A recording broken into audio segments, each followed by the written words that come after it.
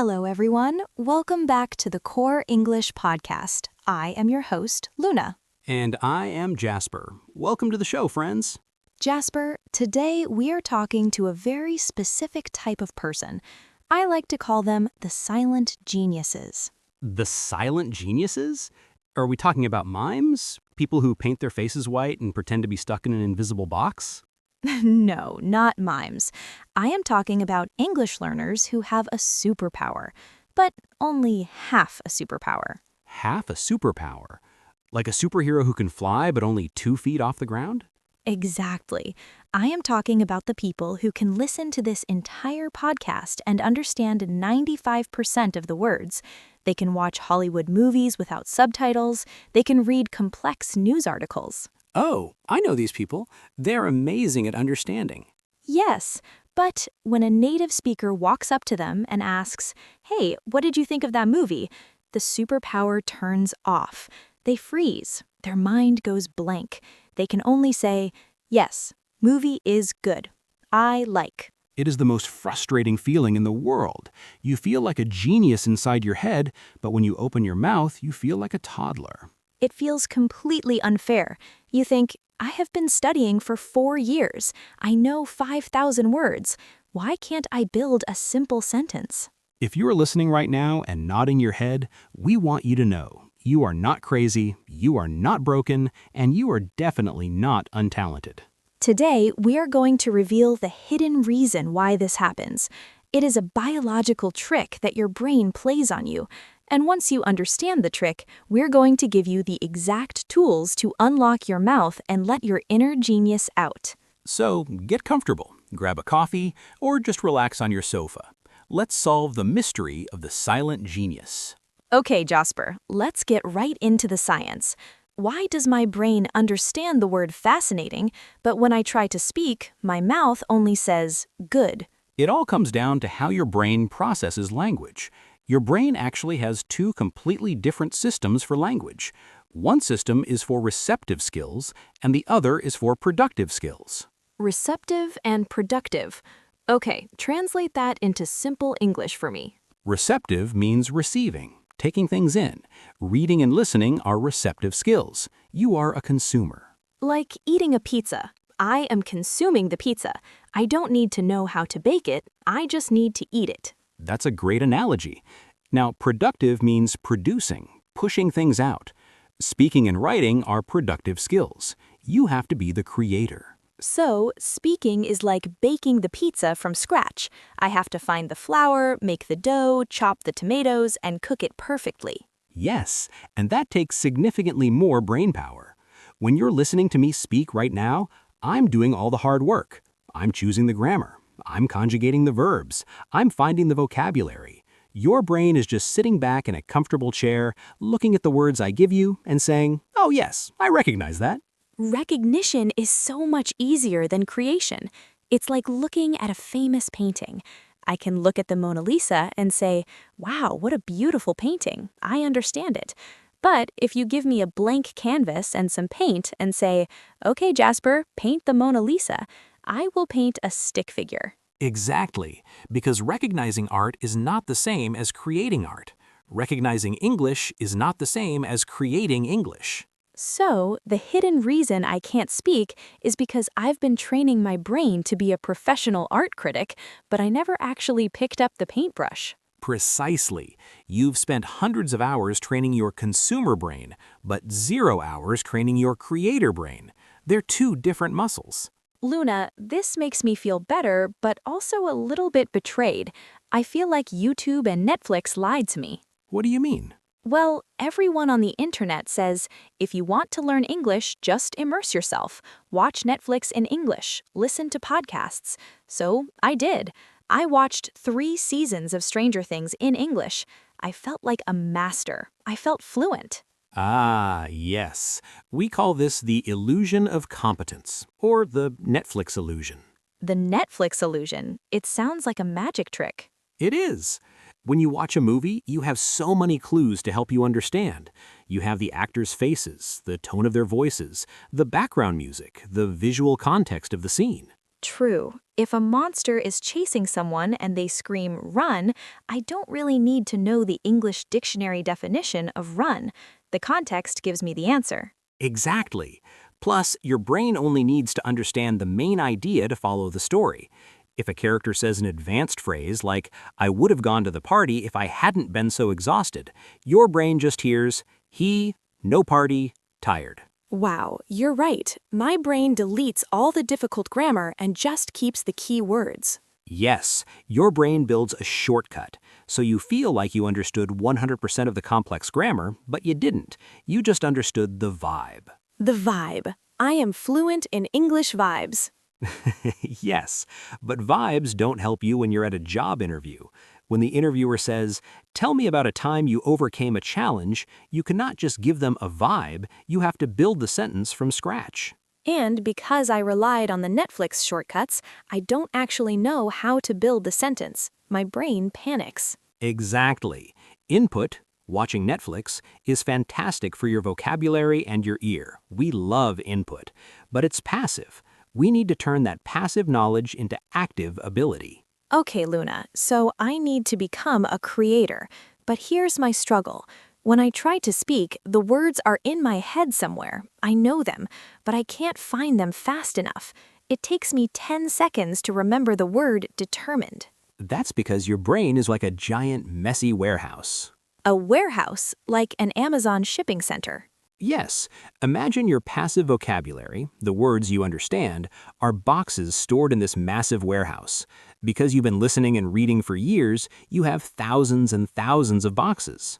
I have a very big warehouse. I am proud of it. You should be, but the problem is it's dark in there and the boxes are not organized. When you're listening to a podcast and I say the word determined, it's like I'm walking into your warehouse with a flashlight. I point the light directly at the box labeled determined. Your brain sees it instantly and says, oh, there it is. I know that word. Right, because you did the searching for me. Exactly. But when you are speaking, there is no guide. You are standing in the dark warehouse with no flashlight. You know the box is in there somewhere, but you have to run through the dark aisles trying to find it. Where is it? Is it under the verbs? Is it behind the adjectives? I can't find determined. I'll just use the box labeled very stubborn instead. Yes, and that searching process takes time. That's the hesitation. That's why you stutter. That's why you translate in your head. So how do I organize the warehouse? How do I get a flashlight? You don't need a flashlight. You need to build a highway directly to the boxes you use the most, and you build that highway through active recall. Active recall. That sounds like a workout. It is a workout for your brain. Active recall means pulling information out of your brain without looking at the answer first. Okay, Luna, give me the tools. How do I practice active recall? I don't want to just stare at a blank wall and try to remember words. You don't have to.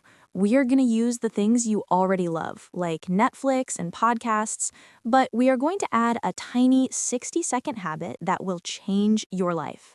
60 seconds? I have 60 seconds. What is the habit? It is called the 1-minute summary. Okay, how does it work? Let's say you just finished watching a 20-minute YouTube video in English about history.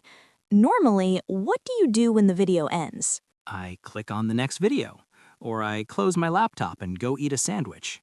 Right. You consumed the input and then you threw it away. Instead, when the video ends, I want you to hit pause. Do not look at the screen. Look at your wall or look out the window. And for exactly 60 seconds, speak out loud and explain what the video was about. Speak out loud to my empty room? Yes. Imagine your friend just walked in and said, "Hey Jasper, what did you just watch?" You have to tell them. Oh, I just watched a video about ancient Rome. The guy said that they built aqueducts to move water. It was very interesting. Perfect. But here is the magic of the 1-minute summary. Because you literally just heard the vocabulary in the video, those boxes in your warehouse are already sitting near the door. Oh, the words are fresh. Yes.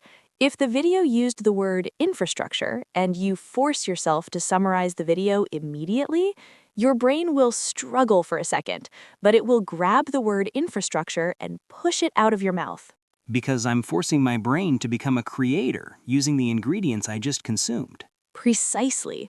If you do this every single time you watch a YouTube video or listen to a podcast or read an article, you are building highways in your brain. You are moving words from the passive warehouse into the active storefront. This is brilliant. It only takes 1 minute, but it completely changes the way my brain works. I'm no longer just a consumer, I'm a processor. Yes. Listeners, we want you to try this today. When this podcast ends, do not just close the app. Speak out loud for 1 minute and summarize what Luna and Jasper talked about. Jasper, the 1 minute summary is great for things I just watched. But what if I want to practice forming my own opinions? What if I want to practice deep conversations? Then you need to graduate to the ghost teacher technique. A ghost teacher? Are we doing a spooky podcast today? No ghosts. The ghost is an imaginary student. Okay, I'm intrigued. Explain. The absolute highest level of language mastery is the ability to teach a concept to someone else. If you can explain something simply, it means your brain has completely mastered the vocabulary and the grammar. That is true. Albert Einstein said, if you can't explain it simply, you don't understand it well enough. Exactly. So you are going to pretend you are an English teacher. But I'm a student. Doesn't matter. Pick a topic you are passionate about. It could be photography, cooking, a sport, or your job. I'll pick making the perfect cup of coffee. Excellent. Now imagine a ghost is sitting in your room. This ghost knows nothing about coffee. Your job is to teach the ghost, in English, out loud, how to make the perfect cup of coffee, step by step. Oh, wow. Okay. First, you need to buy fresh coffee beans. Then you use a grinder to crush the beans, not too fine, not too thick. Then you boil the water. Stop. Do you feel what's happening in your brain right now?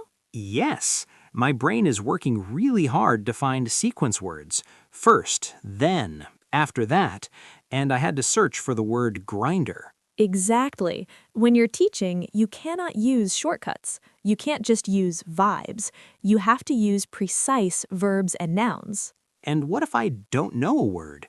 What if I'm trying to explain to the ghost how the coffee machine works and I don't know the word for filter? Then you do exactly what we talked about in previous episodes. You describe it. You say, you need the little paper cone that catches the coffee dust. The ghost will understand. The ghost will understand. And more importantly, you kept your brain in creator mode. You didn't give up. This is so empowering.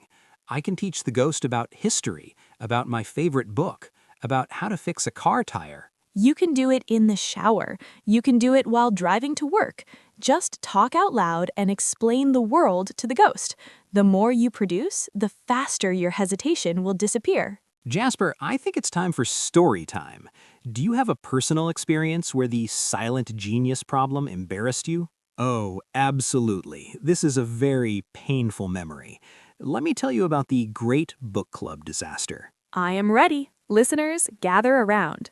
A few years ago, I joined an English book club to practice my reading. We read a very difficult science fiction novel. It was full of advanced vocabulary. Input. You were doing great with the input. Yes, I read the whole book. I understood the plot perfectly. I knew all the characters. I felt like a literary genius. I was so proud of myself. And then came the meeting. Yes, we all met at a cafe. There were about 6 native English speakers there. The leader of the book club turned to me and said, "So, Jasper, what did you think of the protagonist's moral dilemma in Chapter 4? Oh no, the ultimate test of output. Luna, my brain completely evaporated. I had all these beautiful, complex thoughts in my native language. I wanted to say, his internal struggle reflects the duality of human nature. That is a beautiful thought. What did you actually say? I stared at her for 5 seconds. I sweat through my shirt, and I said, he is a good boy, but sometimes bad. I like the spaceship. Jasper, he is a good boy? Yes, I sounded like a golden retriever reviewing a book. Good boy, like spaceship. That is so tragic, but so relatable. Your warehouse was full of beautiful words, but you couldn't find them in the dark. Exactly. I had never practiced summarizing the book out loud. I had never practiced my output. I was just a consumer. And how did the book club react? They were very polite, but they definitely thought I hadn't read the book. I went home and practiced the ghost teacher technique for 3 hours. I explained the entire book to my wall. And I bet the next meeting was much better. It was, because I built the highways. I was ready. What an amazing episode. I think this is going to change the way a lot of our listeners study English forever. It is a big mindset shift. We have to stop being lazy consumers and start being active creators. Let's quickly review the tools to fix the silent genius syndrome. Recognize the brain divide. Understanding is not the same as speaking. Don't be too hard on yourself. Beware the Netflix illusion. Stop relying on context clues and subtitles to make you feel fluent. The 1-minute summary. Pause your podcasts and videos and immediately summarize them out loud to force active recall. The ghost teacher. Pick a topic and teach it out loud to an imaginary student to practice precise vocabulary. If you do these things, your passive vocabulary will explode into active fluency. You'll find the words faster, and the freezing will stop. We want to challenge you right now. The ultimate challenge. Yes, as soon as this podcast ends, we want you to practice the 1-minute summary. Tell your empty room what you just learned. And then come down to the comments section and type out your summary. Yes, writing is also output. Write a short paragraph telling us your favorite part of this episode. Are you a silent genius? Have you experienced the Netflix illusion? Tell us your story. We read all your comments and we love seeing your output. Thank you so much for spending your time with us today on the Core English podcast. We believe in your inner genius, and we know you can let it out. If this episode helped you, please hit the like button and subscribe. It really helps our channel grow so we can keep making these long podcasts for you. Turn on the lights in your warehouse and keep speaking. See you next time, creators. Bye. Goodbye.